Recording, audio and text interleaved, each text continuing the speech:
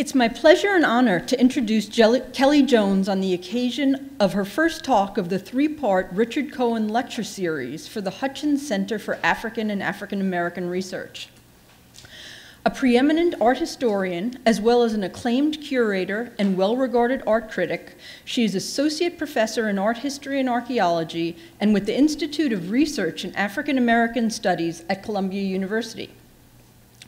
Her scholarly and teaching interests are both numerous and wide-ranging and include Black British, Latino, African American, Caribbean, and African diasporic art, as well as photography, contemporary, and performance art. That's a lot of ground you cover. Dr. Jones's prolific scholarship has made valuable and novel contributions to the field of art history and to studies of race. For instance, her 2011 book, I Minded, Living and Writing Contemporary Art, a compilation of her essays from the past 20 years, is also a family affair and includes writing by her parents, Hetty Jones and the late Amira Baraka, both legendary figures, her sister, Lisa Jones, a writer and filmmaker, and her husband, Guthrie Ramsey, a composer, musician, and professor of music at the University of Pennsylvania. Other of her writing has appeared in such journals as Art Forum, Flash Art, Atlantica, and Third Text, as well as numerous exhibition catalogs. Her next book project has a great title, and I'm sure promises to be a great book as well. The interior text will match the title. It's called Taming the Freeway and Other Acts of Urban Hypnotism, and HIP is H-I-P. African American Artists in Los Angeles in the 1960s and 70s, forthcoming from MIT Press. During the past 3 decades, Jones has organized several major national and international exhibitions, including work on the 1989 Sao Paulo Biennial and the 1997 Johannesburg Biennial. She is co-curator with Teresa Carbone of the exhibition Witness, Art and Activism in the 60s, which recently opened at the Brooklyn Museum.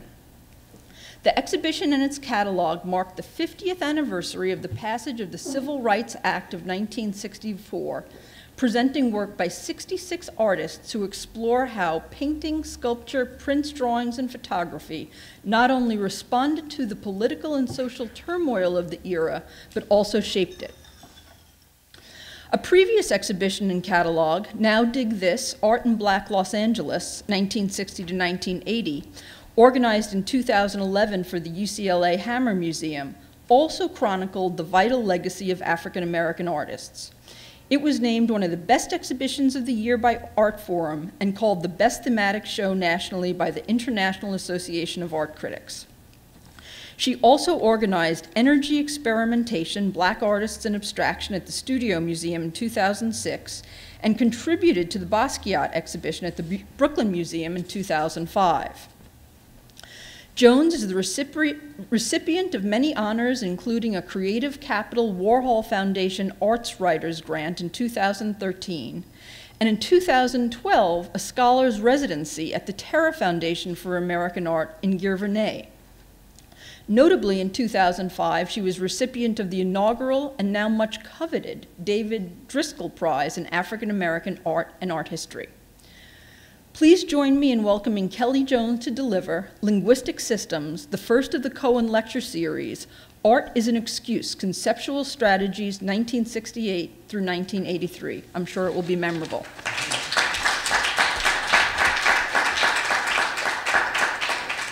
Thank you, Susan. Thanks to everybody for coming. And of course, thanks as always to Henry Louis Gates Jr., to the Hutchins Center, and of course to Richard Cohen for endowing these lectures, and of course to Harvard. As many of you know, as my father, Amiri Baraka, passed away earlier this year, so I want to dedicate these lectures to him, to his memory, and before I get into my talk, I'll just read one of his poems, not a very long one, but it also has to deal with these, well, since I'm talking about linguistic systems, I thought I would read a poem. This one, you probably know, it's called Return of the Native. Harlem is vicious, modernism, bang clash, vicious the way it's made. Can you stand such beauty? so violent and transforming. The trees blink naked, being so few. The women stare and are in love with themselves. The sky sits awake over us, screaming at us. No rain, sun, hot cleaning sun, drives us under it. The place and placement of black people, their heavy Egypt, weird word, their minds, mine, the black hope mine, in time. We slide along in pain or too happy. So much love for us, all over, so much of what we need. Can you sing yourself, your life, your place on the warm planet Earth? And look at the stones, the hearts, the gentle hum of meaning. Each thing, life we have or love, is meant for us in a world like this, where we may see ourselves all the time and suffer in joy that our lives are so familiar.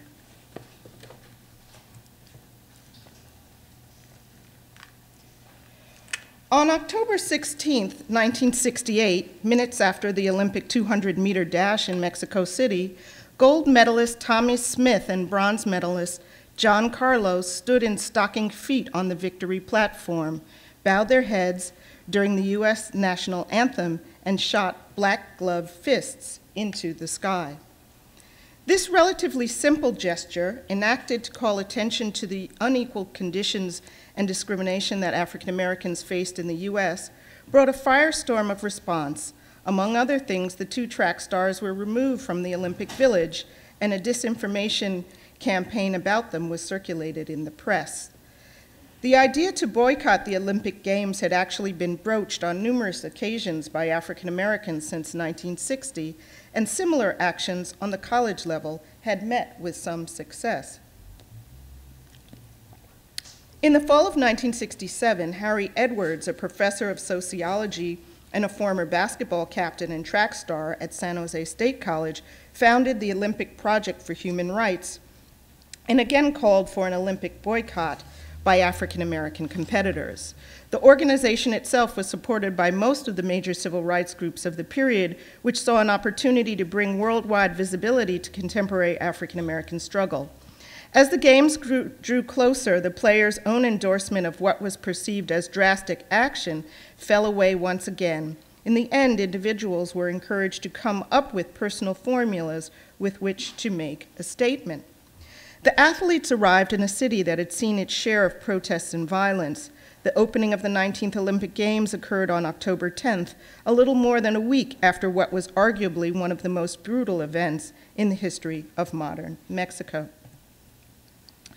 On the evening of October 2nd, a rally of approximately 5,000 to 10,000, led by students, was held at the Plaza de las Tres Culturas, located in the Tlatelolco neighborhood.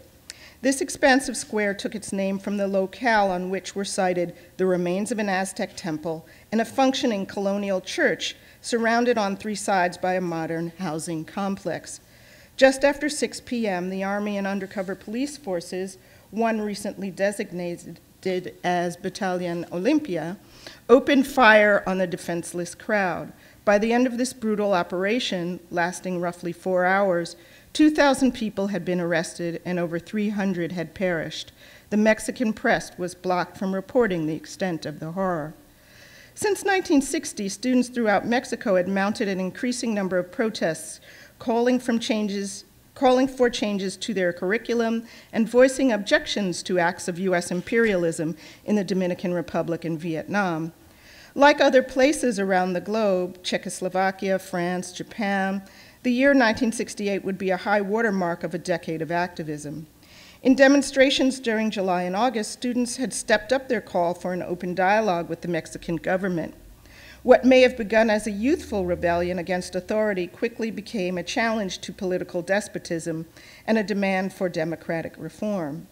As their actions progressed, the students were further supported by the professional and middle classes, the very beneficiaries and administrators of the system. Arriving Olympic contenders saw soldiers in broken glass in the streets and gasoline trucks carrying armed guards. It is certain, however, that all information except a bare minimum about this ruthless attack was kept from them, just as it was from the Mexican public. In the aftermath of the U.S. US track and field teams' displays of dissent, support flooded in from around the world, including Latin America. Evidently, these postures, however modest, could be read in some way throughout the globe. For the students of Mexico, they also held significance. And I'll read a quote from Samuel Bello de Ran, a student at the School of Dentistry at the National Autonomous University of Mexico. Quote, "The only thing about the Olympic Games that made them worthwhile was the black power bit, the black fists in the air and the clenched fists of the black athletes, Tommy Smith, John Carlos, Lee Evans, Harry Edwards. By using the victories they won in the Olympics as a political weapon, the black champions made a great impression on the Mexican spectators, and even though it only had an indirect effect, it helped our movement," end quote. In crafting this gestural statement, Tommy Smith relied on what Cobina Mercer has referred to as a shared system of signs. These could be appropriated by anyone and articulated into a potentially infinite number of representations. It is here in the aftermath of the confluence of these Mexican and African American worlds during 1968 that my project begins. This momentary incident at the 19th Olympic Games becomes the opening for a discussion of how the shared signs and strategies that eventually were gathered under the rubric of conceptual art came to be used by two distinct groups of artists to similar ends. They were unknown to each other, yet their contemporary realities, as well as their fine arts traditions, in particular those of the Mexican mural Renaissance and the Harlem Renaissance of the 20s and 30s, demonstrated comparable concerns. Above all, I will consider the manner in which Mexican artists Felipe Ehrenberg, Lourdes Grobet, Sebastián, and the collectives Marceau and Proceso Pentágono, and the African Americans David Hammons, Senga Nengudi, and Adrian Piper used conceptual form in the service of mass audience.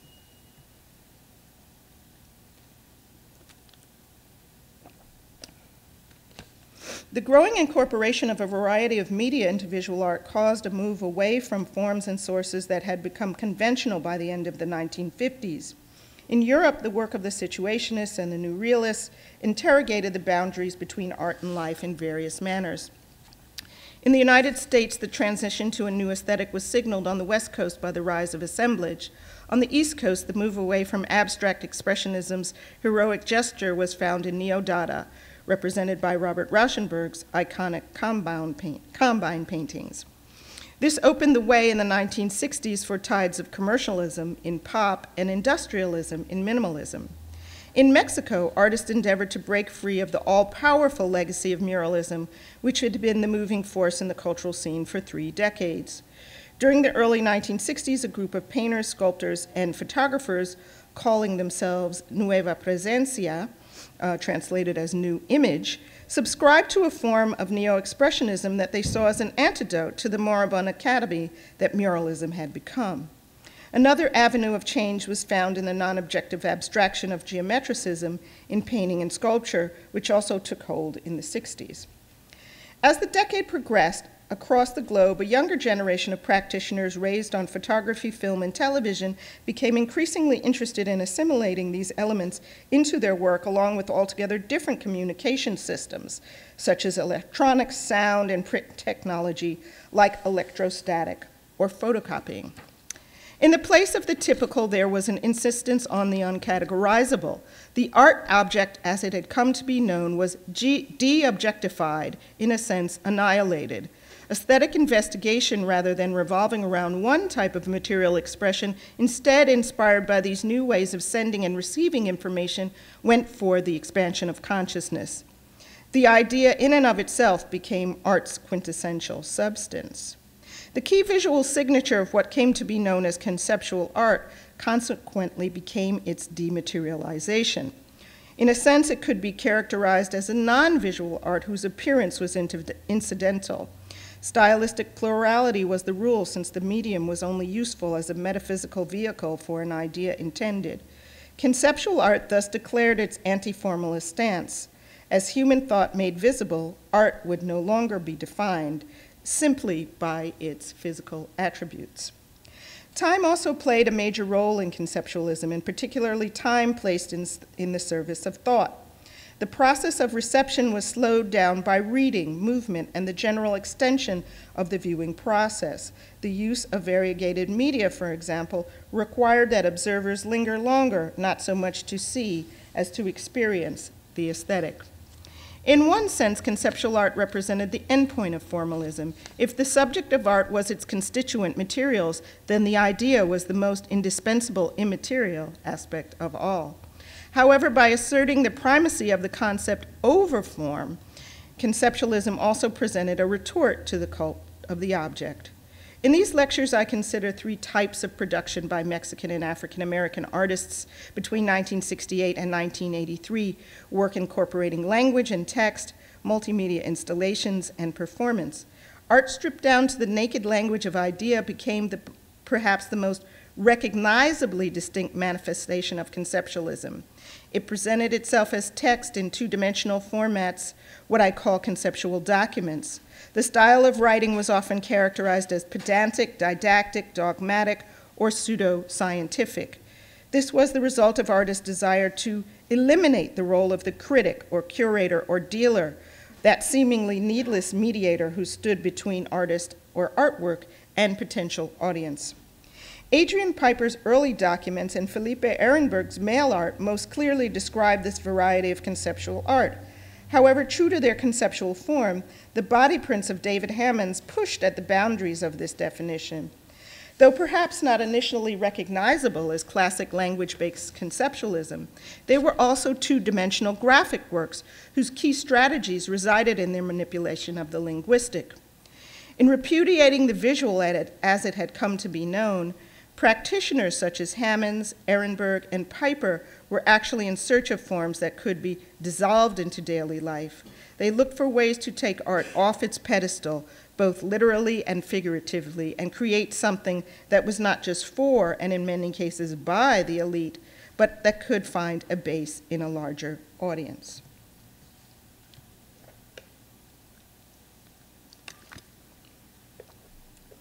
By 1968, Felipe Ehrenberg had already been working and exhibiting as a professional artist for most of the decade.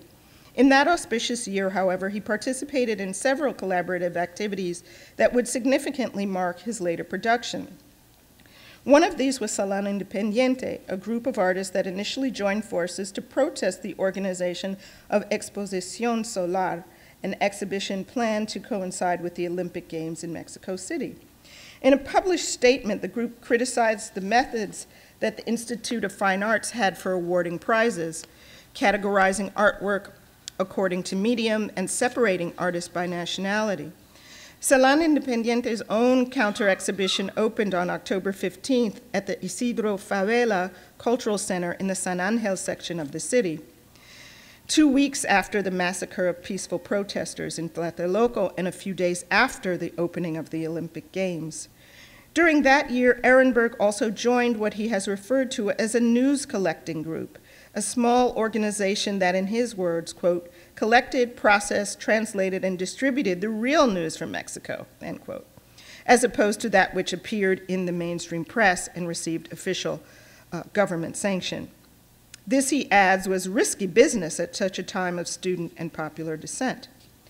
Ehrenberg at 25 was already a father, and though not a student at any university during this time of activism, he had ties to the dynamics emanating from such places through his wife, Martha Elion, who trained as an architect. Young artists and art students contributed to the endeavors of the Inter-University National Strike Committee with the creation and dissemination of graphic propaganda. Because of the need for quick execution and the requirements of the social message and circulation, the students used reproduction techniques that could produce multiple cheap and quickly processed images with text. These included photocopy, mimeograph, templates, stencils, and offset and linoleum block printing, from which leaflets, bulletins, banners, and instant street murals were created. The hazards of such activity became clear to Ehrenberg when a friend was given a 14-year jail sentence for having a duplicator in her car, and the U.S. poet Margaret Randall was forced to leave Mexico after having published the bicultural magazine El Corno Emplumado, the plumed horn, there for 7 years. Later in 1968, the artist and his family moved to England. There he became involved with Fluxus activities, and in 1971 was also part of the group that organized the Fluxus exhibition, the largest manifestation of the movement in Britain. Fluxus was initially recognized in the early 1960s for its ephemeral performances inspired by the Zen-informed musical teachings of John Cage. Called event scores, these pieces adapted Cage's compositional strategies, which were infused with the sound of the mundane as well as the operations of chance for scoring behavior. The actions were simple and minimal, leaving almost everything to the interpreter. The concept of intermedia, outlined by Dick Higgins, which embraced the event score and a plethora of other activities, including publishing projects that came later, was another important philosophical idea advanced by Fluxus. Unlike multimedia, which connoted the joining of various discrete forms, intermedia was the new object process that arose in the boundary between theater and text, music and painting, etc. But even before arriving in England, Ehrenberg was moving towards works that envisioned new processes and media, eventually jettisoning the moniker of artists for neologist. And this is some of these works in a 1966 exhibition, Cine Calligraphikas, in Mexico City. He created works from such substances as lingerie and money, and also made liberal use of the stencil. Cine Calligraphikas displayed objects as elusive performers whose matter and meaning were pliable signifiers. The word itself became Ehrenberg's first neologism, linking apparently disparate forms of art making, kineticism, calligraphy, and graphics. During his 5 years as an expatriate, Felipe Ehrenberg maintained contact with the art world of Mexico City. He participated, for instance, in both the 1969 and 1970 exhibitions of Salón Independiente, and here you see him in the 1969 version. The third and final Salón Independiente exhibition was its most alternative. Though the group had been accused of simply being a collection of painters masquerading under overblown pronouncements, with this exhibition, participants were asked to work within the parameters of poor art, arte pobre, arte povera, and restrict their materials to paper and cardboard. The show, which took place at the University Museum of Science and Art at the National Autonomous University of Mexico, actually turned into a large collaborative installation with participants working in the gallery for 2 weeks prior to the opening. Ehrenberg's piece was composed from 200 postcards that he mailed from London. These were assembled during the exhibition's opening festivities inside a red framing device roughly 6 feet high and 4 feet wide. A friend of the artist led this activity and was assisted by members of the public. Each card was painted with what appeared to be an abstract image on one side and directions for its placement on the other. When shown together, however, there suddenly appeared the fragmented image of a nude woman. With one hand, she provocatively offered her breast to the viewer, while with the other she held a soccer ball, on which was printed the legend, World Cup Mexico, 1970. As the artist proclaimed, it was a football year in which Mexico hosted arguably the most important international sporting event after the Olympic Games. Calculating that many of the postcards would fail to arrive at their destination, Ehrenberg envisioned the piece as having a scattered, unfinished quality with red gaps throughout. It would be an ode to the inefficiency of the Mexican postal system. However, in a description that the artist labeled publishable but not exhibitable, he stated that the piece was secretly titled Arriba y Adelante y si no, pues también. Though practicably untranslatable, in his words, the English equivalent was roughly up and ahead, whether you like it or not. This erotic image, Ehrenberg revealed, also alluded to the authoritarianism of the Mexican state. Quote, "Up and ahead is the slogan of Mexico's new regime of Louisa Chavarria. Luis belongs to the Revolutionary Institutional Party, PRI, which has held power for well over 30 years. We the people call it the Steamroller Party and remember the massacre of October 2nd, 1968, when Army and police forces massacred more than 300 people. About 200 more are still missing in a little over 3 hours, end quote. By commemorating a more recent world sporting event hosted by Mexico, the artist also referenced the violence that had preceded the 1968 Olympics. The blank red squares interrupting the composition were not simply signs of the ineptitude of the postal system. As another governmental institution, it stood in for the larger authority, and the cards that had disappeared were the bodies that had done the same under its repressive regime. Louisa Chavarria, the new president inaugurated in 1970, had previously been Minister of the Interior. He was the one thought to be directly responsible for the brutality of 1968, and specifically for planning the attack at Tlatelolco. At the heart of mail art was the idea of communication and the invention of an alternative network for art. The creation of community on a global scale also came to be important, since making art via the mail made true internationalism seem simple. The greater social and political edge to this type of work was in part encouraged by the very public nature of its routes of circulation and the mundane nature of the materials and their attainability. These attributes of the conceptual document have continued to characterize Felipe Ehrenberg's work. David Hammons took a somewhat different approach to the notion of quotidian language. Hammond's first works to capture the public imagination in the late 60s were his body prints. These graphic images, like much of his art in the ensuing 10-year period, would employ the African-American body as active signifier rather than simply seeking to fix a likeness. As Richard J. Powell put it, with this work, Hammons began his, quote, contextual slow dragging with the visual sensorial self, end quote. The genius of the body prints was that through them, Hammons was able to inscribe Black agency in multiple ways. As the artist, he, an African American, was the creative force behind the works. The pieces he made displayed recognizable figures of African Americans, and his body became the actual device to bring each print into existence.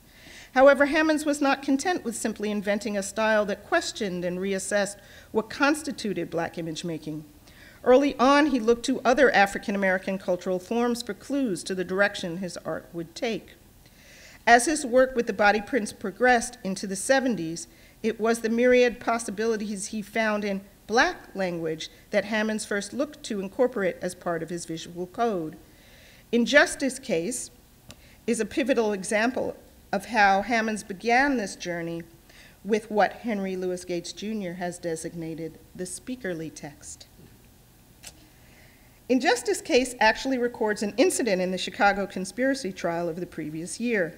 In that dispute, the state of Illinois brought charges against 8 defendants, accusing them of crossing state lines to incite riot during the Democratic National Convention of 1968. The trial began in late September 1969, and the defendants were popularly known as the Chicago 8. However, 6 weeks later, that number was reduced to 7 when, over a 4-day period between October 29th and November 3rd, presiding Judge Hoffman had Bobby Seale, then the national chairman of the Black Panther Party, gagged and bound in the courtroom. Following this display of judicial brute force, Seale was charged with 16 counts of conspiracy and had his case severed from the rest of the defendants. Hammons' Injustice Case first appeared in a solo exhibition at the Brockman Gallery in Los Angeles during 1970. However, it was not presented on the wall, but in a 7-foot-high glass case with locked doors. This enclosure was lit in line with black velvet, similar to a fixture used for displaying precious museum objects. Inside, on a slightly elevated section, directly in front of the print, rested a gavel, presumably the sort a judge would use to call a court of law to order. The artistic metaphor delivered in the printed vision of the bound and gagged figure, further framed by the stars and stripes, was finally brought home by the artwork itself being contained in Justice's case. The larger tableau for the piece was destroyed accidentally at some point in transit. Nevertheless, it revealed for Hammons the possibilities that language held for visual imagery, signification, and creative inspiration. From the above description of injustice case, it seems that in its initial incarnation, a possessive form of the noun justice was implied but not used.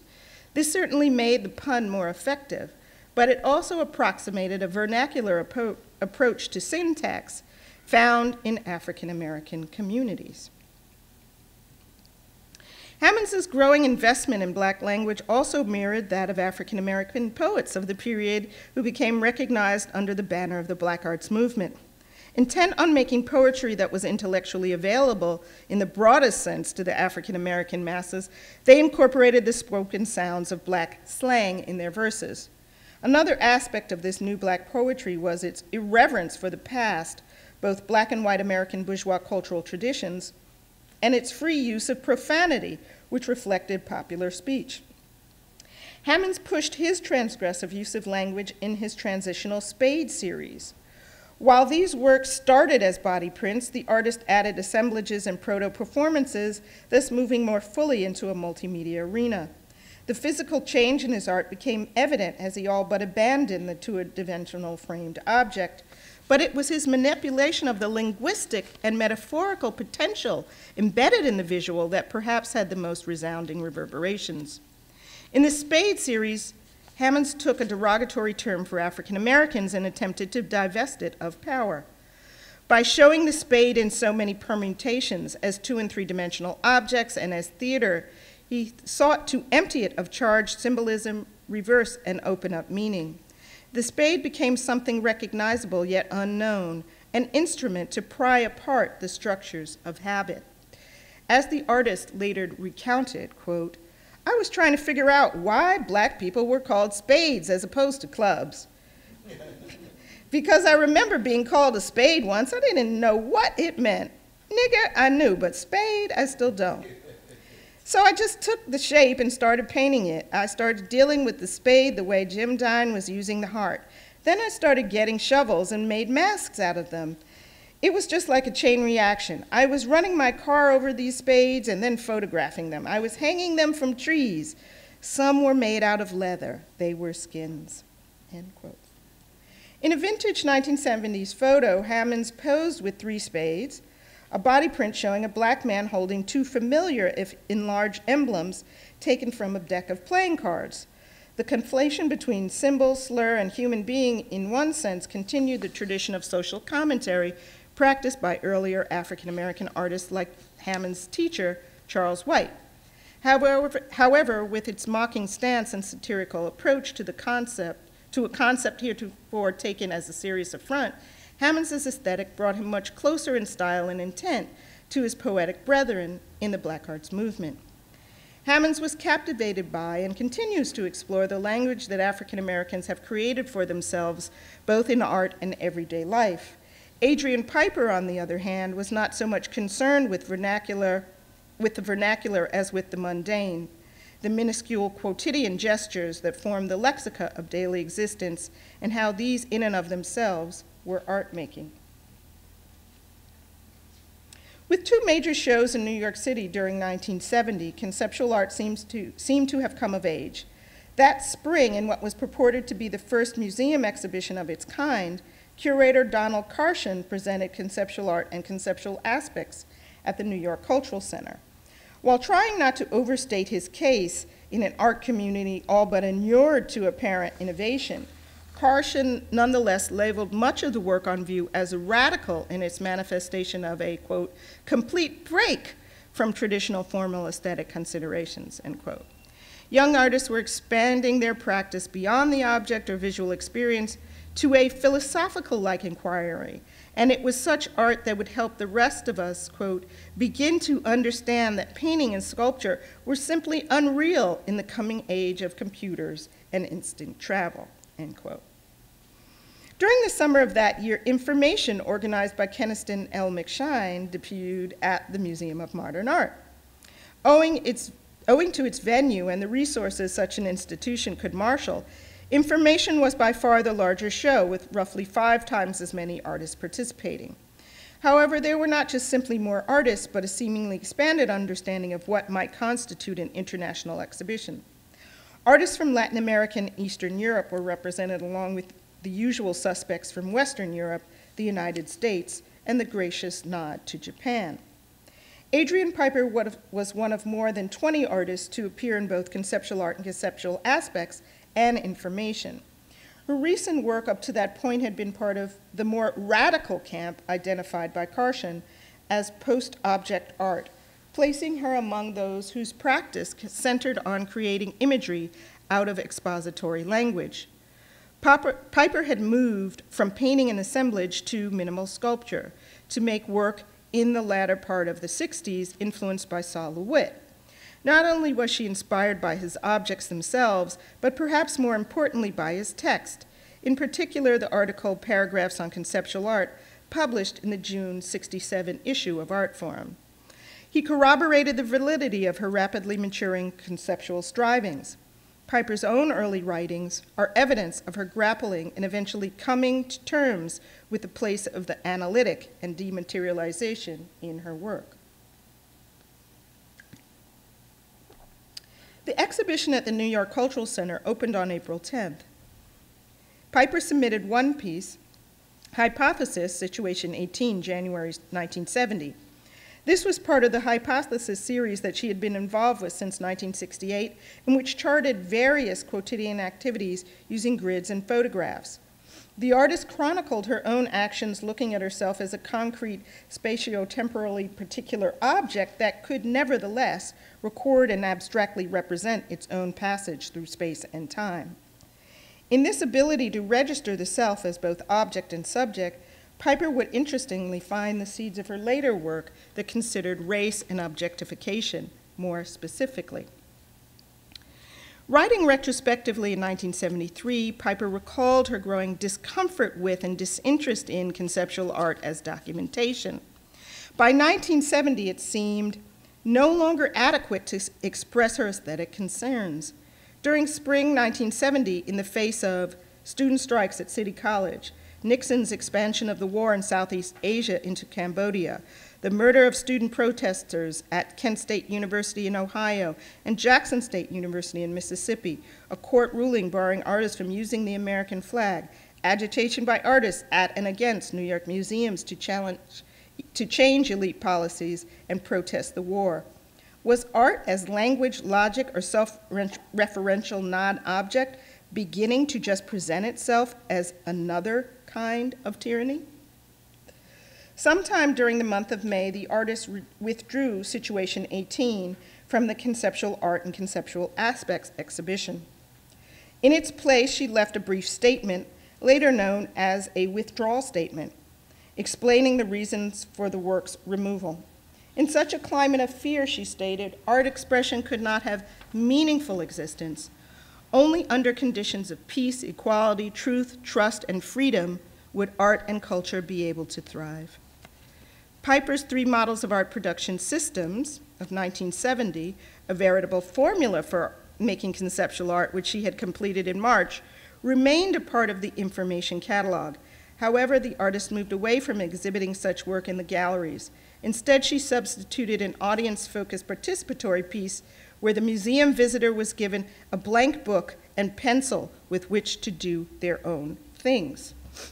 And here's some of these that I'll show. This is one, and there's another one.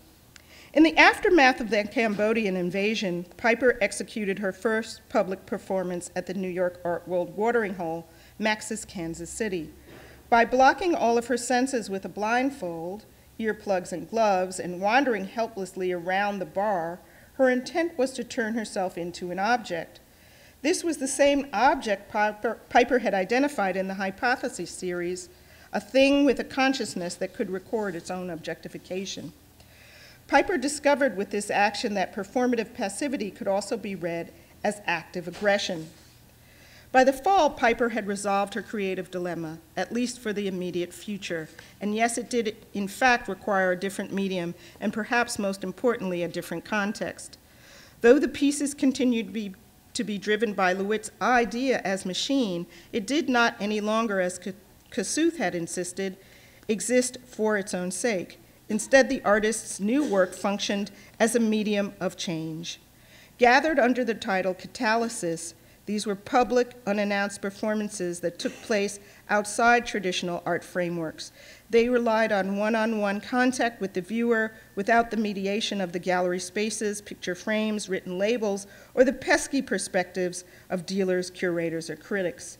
Ideally, each situation would transform a viewer's consciousness, make him or her think, if fleetingly, about difference or maybe distress. MoMA's information show closed on September 20th, 1970. 2 days prior to that, Adrian Piper had performed Catalysis #1 in the third car of the first D train to pass the Grand Street station after 5:15 p.m. Thank you.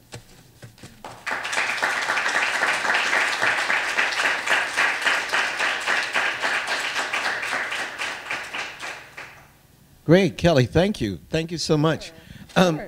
The first question that crossed my mind is that in this period, which is essentially today, you talked, what, 68 to 71? I guess so, yeah. Yeah. Something like that. Right. In Newark, New Jersey, a black poet who used to be called Leroy Jones is leading the black arts movement, right? And advocating, that's Amiri Baraka, for those of you who don't know, her father, advocating a different kind of aesthetic.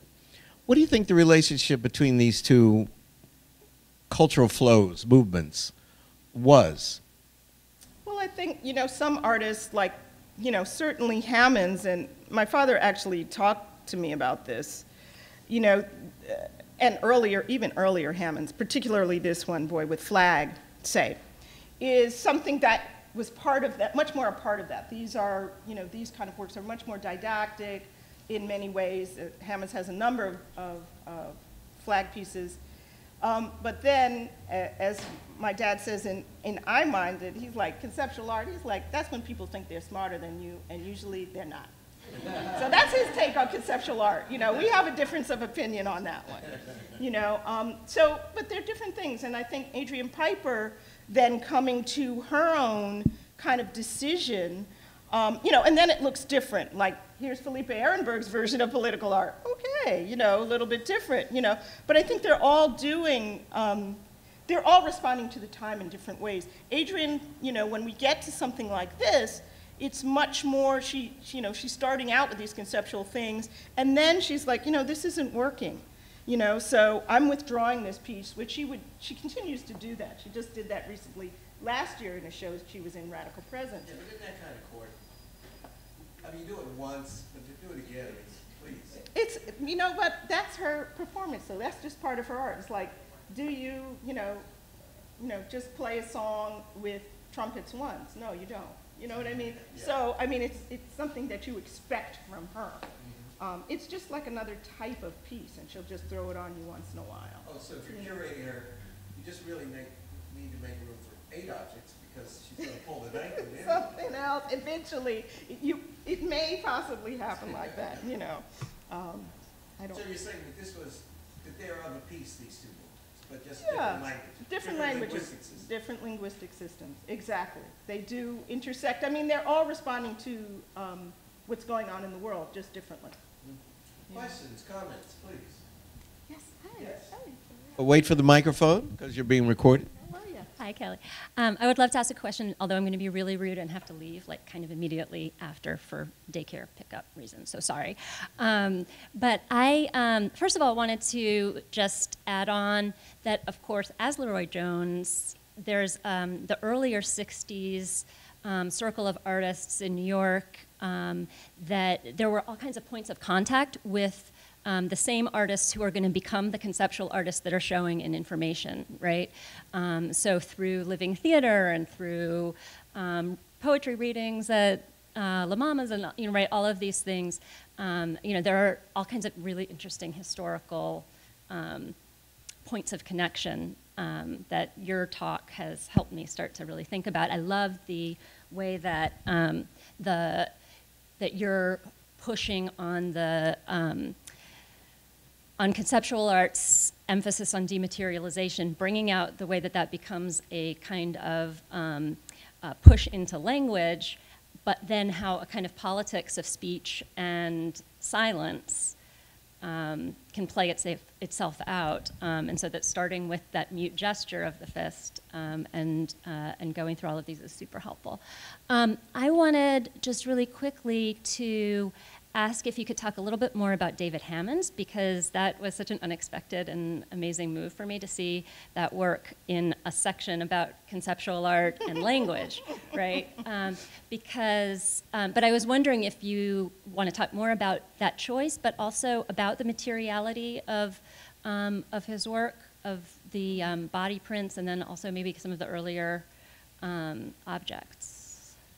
Well, I'll go back to them. Just Which so I think are, people yeah, language. will. I mean, because it's about language. I mean, and it's about paper. So I could go into, you know, in this section go into the other objects which are in this series, right, in the spades series, which are, as I mentioned, shovels, or as he mentioned, shovels and leather and different ways that he manipulates the idea of spade, you know, which is really, it's really a manipulation of language, you know, or an emptying out of language. He's trying to figure it out. But I kept it to paper because I'm really thinking about, you know, language on paper at this moment. Now, of course, we could go into the other objects. I have, you know, actually, it is longer where I do go into those objects. But he's really, you know, he always has been responding to language. I mean, you see that in the rest of his work. But I really think because he really begins at this time, and he's in LA, right? There's all those poets there, right? The Watts poets are there, right? Quincy True, Stanley Crouch, talking about people who come into orbits, in and out of different orbits. Kamal Daoud, who he's still in touch with. So there's really, you know, this connection with Black poetry and those communities. And so you know, the way he's thinking about transgression now, I didn't really read one of my father's poems where it does that, where you see, you know, all the cursing and, you know, MFs and this one and that one. But, you know, there's that in there too. So I think it's really, you know, I see it at least as really much more a part of, or at least related to that, as well as, you know, the actual technique.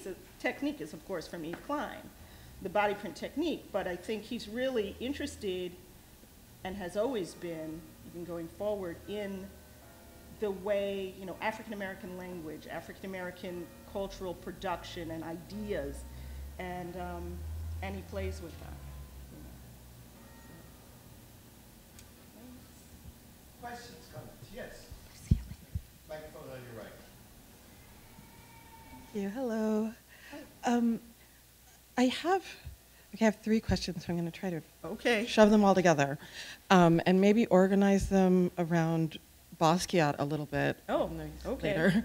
So one was, how do we make sense of the graffiti movement, and especially the aesthetic energy that kind of developed within that in the 70s and into the 80s, and this tension between the high and low of language and representation in art? Let her answer that. Okay. Thanks, Skip. Let's see. Well, is it continuation? I mean, there's been graffiti for years and years. I mean, I'm not the best graffiti scholar. I'm a little bit of a Basquiat scholar. Everybody thinks I'm a big Basquiat scholar, but really, I just did a little bit on him. You know, I think you can see how, I don't know if it's really related to the Black Arts Movement type of thing. I think it's a very different thing. It's really related to historical graffiti. Maybe also related to some kind of, if anything that it's related to art historically, it may be murals, right? But it's related to the idea of the street. And I think if that's something that you can see an intersection, for instance, with Hammons and the graffiti people, is really this idea of the street, which he's really into, which is another word for the vernacular, right? You know, I think that would be my take on that. And of course, Basquiat just uses that moment to get known. I mean, he does some great graffiti. It's not typical like Lee Quinones or any of these other guys. it's really a way to get somewhere else. And I'll just ask the second one because I know other people have questions. I was interested in you maybe speaking more about the black body as an aesthetic and a political, and with the Spades series, linguistic signifier, and then also how that works for someone like Adrian Piper, who has a racially ambiguous construction, physical construction of self. Well, I think she uses that in a way that, people have used it historically in performance, African Americans, right? I teach a course on performance art, sorry Kellie left, but as she knows, and I started in the 19th century with black people escaping from slavery. And it doesn't start in the 60s, sorry, it starts with that for me, because they were doing some amazing things, mailing themselves in a box. Henry Bosch Brown, right? Cross-dressing, right? Ellen Craft, performing disability. They're doing all sorts of things. And they're also, particularly in Ellen Craft's case, dealing with racial ambiguity as part of black transgression. So, I think Adrian Piper is really following in that mode, really. Hi, first off, thank you so much, Professor, for this talk. It was wonderful. And my question is based around sort of, if you can see sort of similar movements happening on the continent of Africa. You gave the time period, and my mind automatically jumped to sort of the Black consciousness movement in South Africa, and so much of the anti-apartheid struggle, which is about the control of language. And obviously that's not the subject of your talk, but I didn't know if you had any sort of thoughts about if there are similar things happening around the globe in this sort of age of global revolutions that's happening. Sure. I won't be able to identify any for you at this moment in South Africa, but I'm sure that people are doing all sorts of things. I mean, I think there's also when we get to the last lecture about performance, you see that protest and dramaturgy is also linked in that way, and what South Africa really becomes known for, that moment, is theater. So we can kind of see it in that. The visual art is a little different. Again, I can't go to any visual thing, but all around the world, people are using these kind of strategies of different kinds of protest in many ways.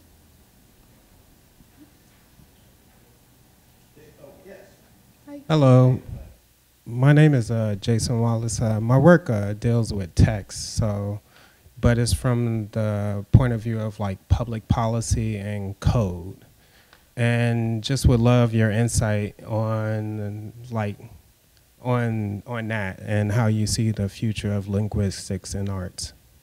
Oh, that's tough. Let me see. The future of linguistics and art. I mean, I think people use whatever's at their disposal, and certainly now that things are computerized and internetized and all that, language is really important. I mean, we can just think about how people organize through text, through Twitter, through social media. I mean, I think this is certainly a continuation of that idea of different kinds of linguistic systems that are brought to bear on change, So I would include all that. Now, linguistics may be the wrong word in some ideas, but using some form of the mobilization of language and text to mobilize bodies. I mean, whether it's a poster or something that goes electronically, I think, again, there's there's kind of a historical trajectory you can make of that. David in Jamaica. Yes. Hi, David. I just wanted to ask about art and language in England. Yes. Which was a very strong movement, in fact, still going on to this day. And they were very much concerned with linguistic philosophy as a kind of alternative to visual art altogether. although they did eventually begin to start making, physical art as well.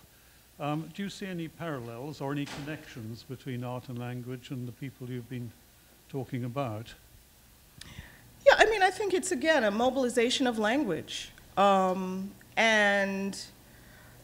You know, I don't think, I would say Adrienne Piper was probably aware of them because she was traveling, you know, her work was being shown in Europe even then.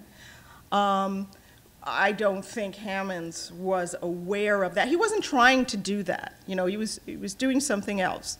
Ehrenberg, he's more, I mean, he goes to England, but he's really in a Fluxus camp. It'd be interesting to find out if he's really involved with that group or has any kind of dealings. But interestingly, going back to his work, which, you know, I talk about the event score and the type of Fluxus instructions that become instructions for performances and actions and so on that are maybe given out to people.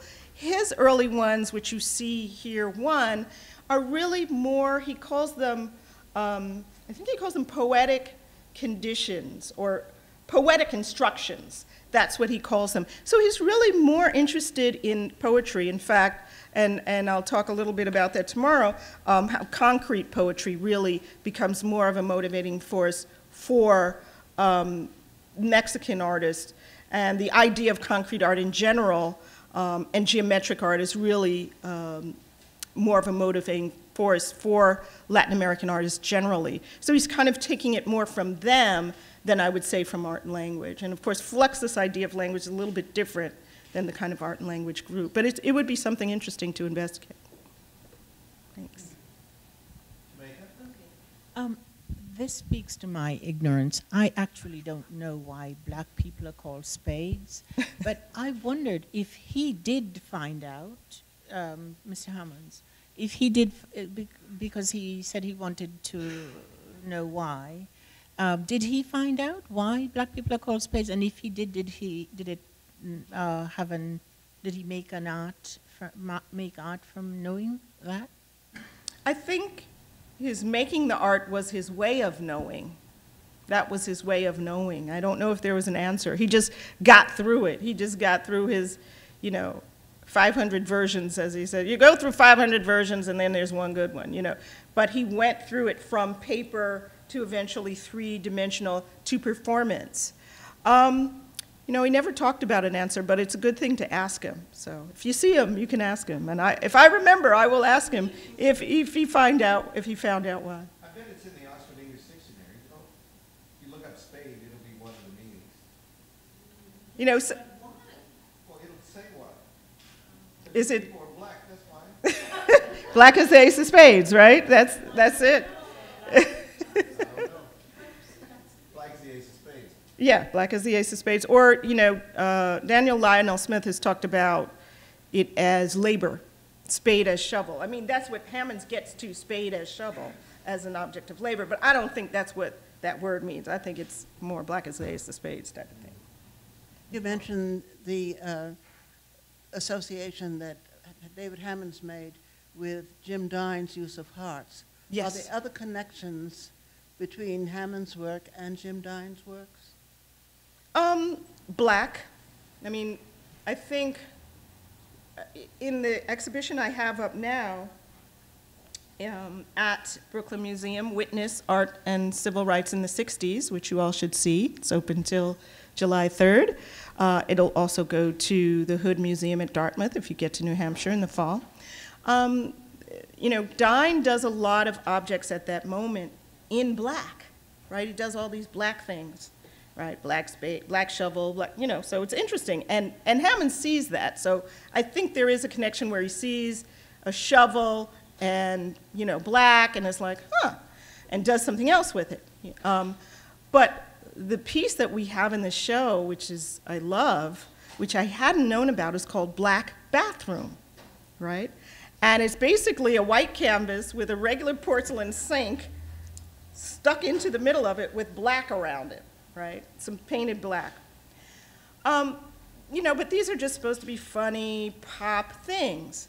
But in the context of the civil rights movement, you know, people are trying to get away from the black bathroom. They're trying to get rid of the black bathroom. So you can't tell me that there is not some kind of dialogue that Dine has with the civil rights movement and that idea of the black object. So does Hammons get it from Dine? Maybe, but where does Dine get it? You know what I mean? So that's always the case with all these things. We're all here together.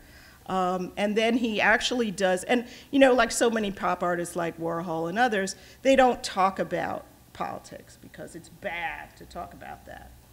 And, but he does, another piece we have in the show is 3 Rainbows for CORE, Congress of Racial Equality, and one of them is a black rainbow, one of them is a regular rainbow, and one of them is a white rainbow. And he made it, it's a print, he made it and gave it to CORE to sell at an auction to raise money for the organization. And you see, we actually have a number of prints in the show that were given by people like Robert Rauschenberg, Dine, and others to CORE for their auctions to fund that kind of activity. So even if they weren't talking about these things and weren't talking about it in their work, they supported these causes, you know, so there's a lot of that. Hi. Hi. You know, so I hope I'm not taking this too far because I have a linguistic background, but as I was listening to you and looking at the art, I was thinking about the whole concept of anti-language and counter-language and the idea of you're not as much working within the linguistic system, you're working it. So that you're working this system so that you start also speaking to those who actually, whose experience you're reflecting, and you're speaking it to them in a way where they see the flag and read it a particular way. So it's within a system that people who are oppressed understand that's race, you know, that's what represents this, that represents that. And it seems, you know, I've never thought about it that way before, but it seems to me that it's very much a sophisticated way of dealing with that level of communication and linguistics that actually, as it presents itself, is presenting itself as being read possibly in different ways by different audiences, but so that that can happen. And that the narrative that is the strongest narrative is for the more oppressed audience who's absolutely reading it. Not because necessarily it's the stronger narrative, but that audience loves that they can actually see their narrative in action. And that is often a new experience and an incredibly powerful one. So I just, you know, wanted to make And that's called anti-linguistics? Well, it's called anti-languages, and when I write it, I call it counter-language, but Michael Halliday, who's British and moved to Australia, really developed the term anti-languages, and Goffman also talked about it in a way, because you have to communicate. It's like if you cannot say I am a man, so how do you communicate among yourself? I'm not buying this system. So there are ways that within the group you are like, we know that that's what you said. We know that's what we know you don't think that. So there's this pretty. I think there are a number of things written on it now at this point where you can really get a sense of the theory and ideology and the way it's being. But it's really interesting because it's so powerful. As I started thinking of it like that, that this, you know, it really seems to work well within that analysis. Thank you. That's great. Another hand up that we didn't get yet? Oh, Del. Yes. Hi, Kelly. My name is Del Hamilton. I work here with Professor Gates. And I wanted to ask if, in terms of Jim Dine's relationship to the black objects and David Hammons, I wondered if some of that has to do with what other artists like Ad Reinhardt was doing around that period of time with his black painting series, or even Goya's black paintings series. And so I just wondered if you thought there was any relation there in terms of where Jim Dine may have started to sort of build these ideas. You know, I haven't done the research on Dine to understand where he got the black from, but it's probably all of those things. I mean, I think that's a good kind of historical narrative. he may tell you no, or the scholarship may tell you no, but certainly Goya and Reinhardt and even Stella and, you know, people, and actually in our show, we have a whole section called Black is Beautiful, but of course it's not just beautiful people. Yes, we do have a beautiful Barclay Hendricks Lordy Mama, but we also have Black paintings by Norman Lewis, you know, Homage to Malcolm X, number 10, by Barbara Chase Ribot, which is a sculpture, all Black. Leon Polk Smith. We have a Stella bouquet for Malcolm, which is a black and white piece. So people are actually using that color black also. A lot of people are using that color black at that time to talk about the racial divide or coming together. So it's larger than, again, the kind of refusal that you can think of in somebody like Reinhardt. People are using it in different ways. And even somebody like Fred Eversley, who does the kind of finished fetish plastic work, and people told him he wasn't, you know, you're not making black art, man. You're making these abstract plastic things. What are you doing? So he said, okay, I'm going to make some black art. And he did one of these plastic discs in black. And there it was, his black art. You know, so people also joke with that idea of black art. You know, what is black? You know, so I think there's a range that you can go to. But also, you know, I think Goya, you know, does that. It's a kind of a refusal as well. It's a way to talk about death and violence. Mm-hmm. Yeah. Mm-hmm. Any other questions or comments? Yes. Yes. Well, that third question is going to come out somewhere. My third question was about gender and how women artists figure into this discourse, and do they figure differently based on geographic location, and also perhaps class, maybe because I'm thinking of Piper, skin color, things like that. Well, if you come tomorrow, I'll have some other women popping up, Lourdes Grobet and Senga Nengudi, and you know, they're there. I don't know if they come in via those other routes. They're there. We haven't talked about them enough. So they're there, and they're doing their thing, and they're being women, and they're, you know, in dialogue with the feminist movement, in dialogue with their own understanding of what that is, both in Mexico and in terms of African Americans. So they're doing their thing, and, you know, they're also proud of their bodies, and they're showing them, you know, Hammons is showing his body. I mean, he doesn't just have, when he continues the body prints, but then he starts getting sexy with it, right? So then he starts doing nude bodies, does quite a few penises, and, you know, so, but people, you know, this is also about people feeling the freedom of the body as well during this time. So you'll see various ways that is addressed. Thank you. Kellie Jones for a Thank you.